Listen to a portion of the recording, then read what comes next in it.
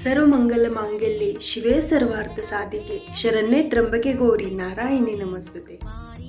नवरात्रीच्या चौथ्या दिवशी मा दुर्गेच्या कुष्मांडा या रूपाची पूजा करण्याची परंपरा आहे। या दिवशी उपवास करतात। देवी पुराणानुसार मा कुष्मांडा हिने पूर्ण ब्रह्मांड निर्माण केले आणि तिचे वास्तव्य सूर्यलोकात। कुष्मांडा देवीच्या चेहऱ्यावर एक तेजस्वी आभा प्रतिबिंबित होते, म्हणून संपूर्ण जग तेजस्वी होते।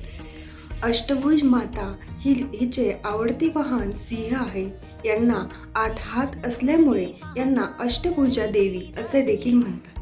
अष्टभुजा मातेच्या हातामध्ये अनुक्रमे कमंडलू, धनुष्य, बाण, गदा, चक्र तसेच कमळाचे फूल आहे। त्यांच्या एका हातामध्ये सर्व सिद्धी व संपत्ती प्राप्त करणारी जपमाळा। पौराणिक कथेनुसार असे सांगितले जाते, तसेच देवी पुराणात देखील असे सांगितले जाते की एकेकाळी सर्व विश्वामध्ये सर्वत्र अंधकार होता। देवीच्या तेजस्वी प्रकाशाने सर्व विश्व प्रकाशित झाले। या प्रकाशाने पृथ्वीवर सूर्य, तारे, आकाशगंगा तसेच तलाव, झाडे यांची निर्मिती झाली।